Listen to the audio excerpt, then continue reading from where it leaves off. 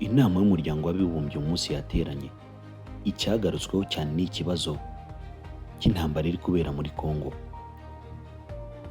Niyo yari ingingo nyamukuru, ndetse bagiye bakomoza ku kibazo ko kiri guterwa n'u Rwanda cyane. U Rwanda rurashinjwa kuba rwaragiye rufashe M23 kuva mu ntangiriro kugeza n'ubu, ndetse nk'uko abayobozi b'ibihugu bigiye bitandukanye bagiye babigarukaho, barashimangira ko u Rwanda rukomeje kuba intandaro y'umutekano muke mu karere. Uyu ni uhagarariye Amerika muri iyi nama, reka twumve icyo yavuze. Was pleased to have convened DRC President Tshisekedi and Rwandan President Kagame in Washington on December 4th for the signing of the Washington Accords and the Regional Economic Integrated Framework. It was a true and sincere Yasobanuraga ko Perezida Amerika yanejejwe no kwakira abaperezida bombi b'ibihugu byombi, Perezida w'igihugu cy'u Rwanda n'uwa Repubulika Iharanira Demokarasi ya Congo. Byari by'agaciro kuko icyo yaragambiriye ari ukugarura amahoro muri aka gace. Ndetse yakomeza agasobanura ko ibi byose kwari ukugira ngo ikibazo kimaze iminsi kiri muri Congo kibashe gukemuka. Ariko n'ubundi ntacyo byatanze kubera ko aya masezerano nubwo yasinywe, intambara yarakomeje nk'ibisanzwe. Nibyo yasobanuraga muri iyi nama, avuga muri rusange ko icyari kigambiriwe kitari kugerwaho. Processes require parties to uphold their commitments to that very process. And the United States is profoundly concerned and incredibly disappointed. Yakomeza agasobanura ko ubundi amasezerano nk'aya ngaya ku mpande zombi akagombye guhita yubahirizwa. Ariko ikibabaje ni uko Perezida Donald Trump ndetse na Amerika muri rusange batengushywe n'ibiri kuba nyuma y'aya masezerano, kuko icyari kitezwe ntabwo ari cyo kiri kuboneka. Bari bagambiriye guhagarika intambara, ariko n'ubundi yakomeje kugaragara muri aka karere. With the renewed outbreak of violence in the eastern DRC. Today, I want to share with you some additional information on the scope and the sophistication of Rwanda's involvement in eastern DRC. Yakomeje avuga ko ashaka kugaragaza uruhare rw'u Rwanda rufatika mu gufasha M23 iri kurwanira mu gihugu cya Congo, ndetse ashaka no kugaragaza ibimenyetso by'amakuru yizewe agaragaza neza ko u Rwanda rufite uruhare mu gufasha M23, atari uruhare rwo kwifasha gusa, ndetse ko n'abasirikare b'u Rwanda bari muri M23 byatangiye ari uburyo bwo kubafasha, babaha ibikoresho, amahugurwa n'ibindi bigiye bitandukanye byabafasha mu ntambara. Ibyo birengaho n'ingabo z'u Rwanda zifatiramo zijya gufasha M23 muri Congo. Ibi byose rero biri mu byakomeje guhungabanya umutekano muri Congo, ndetse bikaba bifitiwe amakuru yizewe kandi badashidikanyaho. Yatangaje ko Leta Zunze Ubumwe za Amerika zitari buze kwicara ngo zirebere, ko zigiye kubabwira andi makuru mashya nyuma y'ibi bimaze iminsi biri kuba hirengagijwe aya masezerano yasinyiwe i Washington.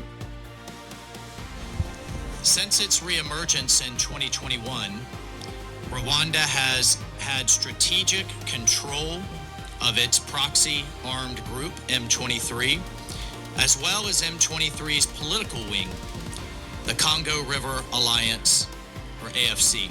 Yakomeje avuga ko kuva M23 yagaruka mu bikorwa by'uburwanyi yaje ishyigikiwe n'u Rwanda, ndetse rwayifashije mu buryo bwose. Nyuma yo gufashwa n'u Rwanda, nubwo yafashwaga n'irindi shami yitwa AFC, ariko u Rwanda nirwo rukomeza gutungwa agatoki aha hantu. Bivugwa ko arirwo rwashoyemo imbaraga nyinshi kugira ngo M23 ibashe gukomeza ibikorwa byo kurwana no kugenda ifata uduce dutandukanye. And has deployed M23 and the AFC to achieve Rwanda's geopolitical goal. ndetse u Rwanda rurashinjwa ko ari rwo rwohereje AFC ndetse na M23 kugira ngo rubashe kugera ku ntego zarwo.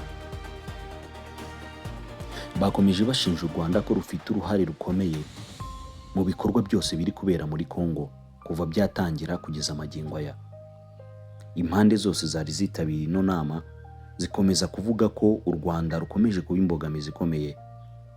Ibi byagarutsweho n'uyu waruhagarariye Leta Zunze Ubumwe za Amerika, si uyu gusa watunze agatoki u Rwanda kuko n'uhagarariye Ubufaransa nawe yabigarutseho, ndetse n'abagize umuryango muri rusange bakomeje kuvuga ko n'ibikorwa bya Loni byagiye bidindizwa no kuba u Rwanda rwaragize uruhare mu gufasha M23.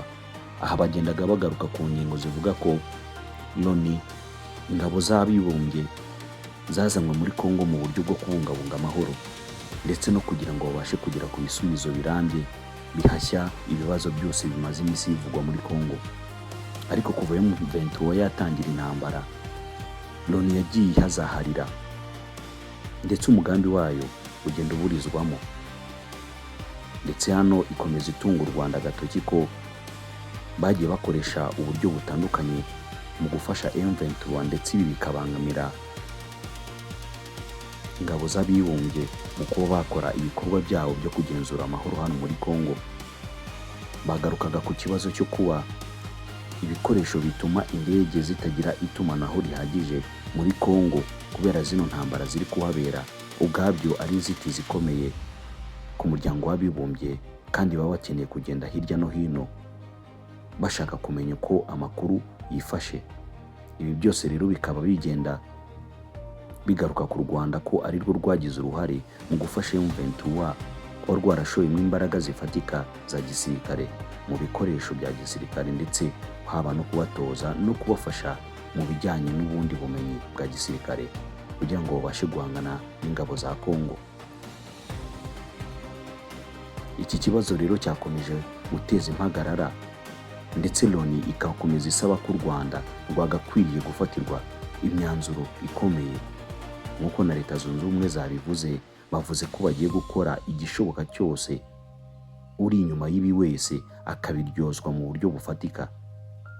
Ariko birumvikana nta wundi bari gutunga agatoki, ni Leta ya Kigali nikomeje kugarukwaho muri iyi nama kuba ariyo yabangamiye amasezerano yakorewe i Washington wongereho n'ayakorewe Doha, kandi bakaba bifuza ko aya masezerano yagakwiriye gushyirwa mu bikorwa kugira ngo iki kibazo cy'intambara gihagarare muri Congo. Ndetse yakomeje avuga ko Repubulika ya Congo ifite uburenganzira bwo gutumira ingabo izo arizo zose ku butaka bwayo. Aha yatungaga agatoki ku Burundi, ndetse anumvisha u Rwanda ko Leta ya Congo ifite uburenganzira bwo kuba yareka abasirikare ba Burundi bakaza ku butaka bwayo mu gihe ntacyo baba bagiye kubangamira abaturage ba Congo. Ndetse u Rwanda rwakomeje gushinjwa ko rwongereye indege za drone, ndetse ko ari rwo rwagize uruhare mu iraswa ku butaka bwa Burundi bafatanyije na M23. Ibi byose ni ibyaha bikomeje gushyirwa ku Rwanda, bigaragaza ko u Rwanda rufite akaboko kanini muri iyi ntambara iri kubera mu gihugu cya Repubulika Iharanira Demokarasi ya Congo. They began their offensive just this last weekend to take Uvira, with Rwandan forces co-located with M23 along the front line. Yakomeje ashimangira ko n'ifatwa rya Uvira ari uko igisirikare cy'u Rwanda cyari gifatanyije na M23, ndetse akomeza avuga ko igisirikare cy'u Rwanda cyohereje ingabo nyinshi muri Congo ziri hagati y'ibihumbi 5 na 7, ndetse izi ngabo zose zikaba zaroherejwe muri Congo gufatanya na M23. Ntabwo yashizeho umubare w'abo bakeka ko baherutse koherezwa n'ubundi muri Congo gufasha M23 mu gihe cyo gufata Uvira.